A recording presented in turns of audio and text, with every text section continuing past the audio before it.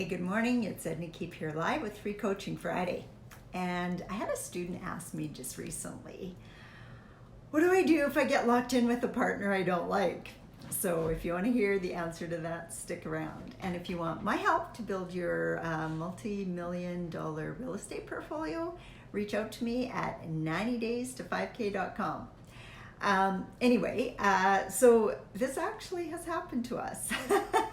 So in hindsight, what I would do is give yourself an escape clause in the in your joint venture agreement. Some people call an escape clause like a shotgun clause. You buy me out or I buy you out, one or the other. And then the Shockling clause, basically the idea there is whatever your offer is, if they choose to, they can offer that same back to you. Does that make sense? So that's something that you can put right in your joint venture agreement. Now, keep in mind that sometimes there is going to be maybe disagreements over stuff. And I think that can be handled very professionally just by talking it through. But if it comes down to where you just can't, and you just, you've tried everything, you're not getting the results that you want, it could be just a personality clash. It could be where one partner's job is to do one thing and they're not doing it.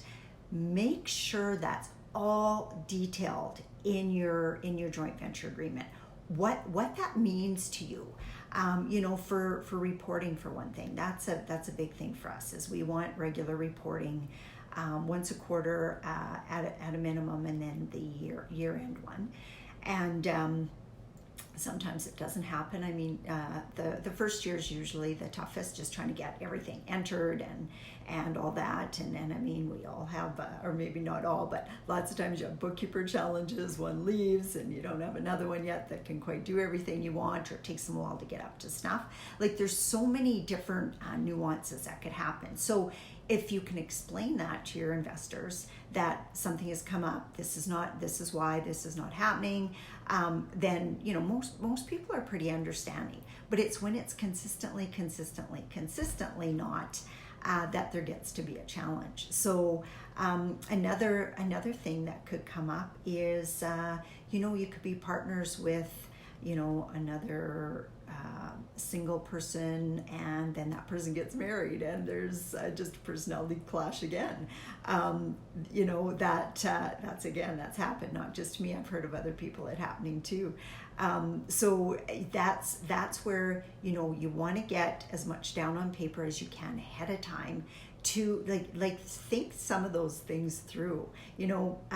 What if something went wrong in this case? What would I like the result to be? And then put it in there for both. Have both people look at it. This is another reason to always get independent legal advice on the joint venture, because lawyers have seen a lot of stuff go wrong. That's usually when people get called, or when lawyers get called, is when things go wrong. And so they may seem sometimes like they're naysayers and trying to kibosh a deal. But I've always told my lawyer, I'm an eternal optimist. I always think everything's going to go right. So I need your eyes to point out those kind of things for me, even though I'm still going to end up thinking, because that's just this way I am and the way I choose to be, optimistically about everyone we go into. I think that's important too. Like, go in optimistic that your relationship's going to work out, and just know that there are ways to get out of it. I mean, it sometimes takes a while. But there are ways to make it happen. So if it ever happens to you, talk to a lawyer, talk to fellow investors to see what they did to get out of that partnership. Like I said, it could take a while. So you want to, as much as you can, put that in the joint venture agreement to cover it off. Your expectations, back and forth, that sort of thing, and then try to follow through with it.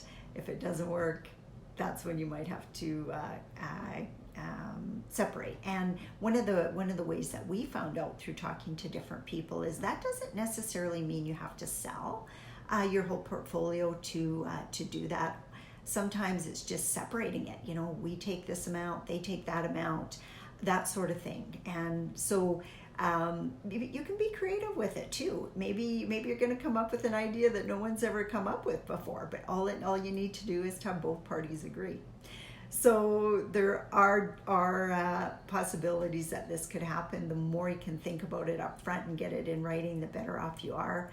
Because I find that if expectations are managed on paper ahead of time, it not so much comes up after the fact. It's unfortunate that we just don't take the time to really think that through. So my advice to you is think that through, get somebody else to look at it, talk to other people who've been in the same situation, and then just work through it on your own. So again, if you want my help to build your multi-million real estate portfolio, reach out to me at 90daysto5k.com, and have a really good weekend. We'll talk to you all on Monday. Bye-bye.